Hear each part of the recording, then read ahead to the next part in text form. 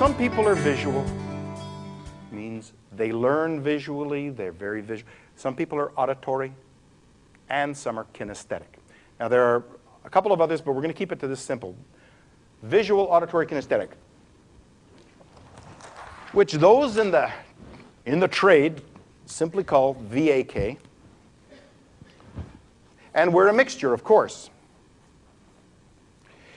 Now, if you're calling somebody on a phone and they answer the phone, hello, would you say, hi, this is Brian? No. You want to match as best possible the voice. Now, I'll give you some of the characteristics of the visual, auditory, kinesthetic. I'd just like you all to sit up straight. Sit up straight. Look straight ahead. That's how a visual person would be. Now, just tilt your head a little bit and bob it a little. That's an auditory. And just slouch down. That's a kinesthetic. Kinesthetic means body. It means feelings. A kinesthetic person usually has a deeper voice. Usually talks like Fred Gordon, just like that. But a visual person is going to talk like that. The eyes are open. They're going to be speaking very quickly. You're going to, okay?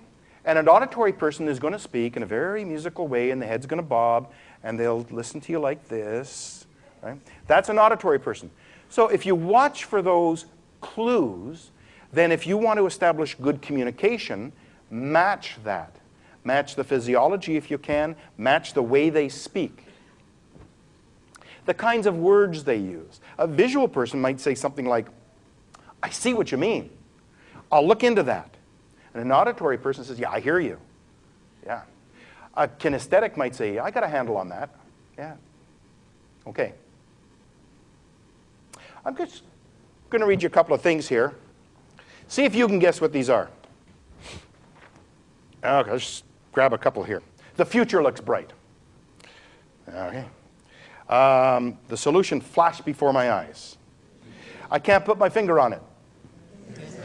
Hold on a second. He's calling the tune. Loud and clear. I mean, you get the idea.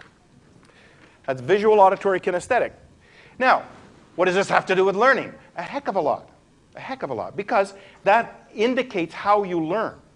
It indicates you take information in a certain way. So let's say the teacher or corporate trainer is visual. Part of that class is not visual. Up to, I've heard two different statistics, but one of them says up to 80% of high school dropouts are kinesthetic. A kinesthetic person needs to feel, to move, to touch, to experience, to learn. That's how a kinesthetic person learns. So guess what we do? We have classes in rows, and you sit there, and you sit still. Don't be so antsy in your chair. Don't move around. You sit there. Well, for a kinesthetic person, that's hell. That's hell. Why have I had you stand up about every 10 or 15 minutes? Because many people in this room are kinesthetic. We're all a share of it anyway. We have some in us. So the more we move, the more we learn. And it takes care of that need to move. Unfortunately, some of those kids sitting in those rows that are a little bit antsy get labeled. Some are labeled ADHD. Ooh. Some are put on the drugs. And you know those drugs are amphetamines. I mean, golly. That's not the way to do it. So a teacher, a wise teacher and corporate trainer, remember this, corporate trainers, is recognize that you've got a mixture of visual, auditory, kinesthetic. Get some movement in there. Make sure you've got some things.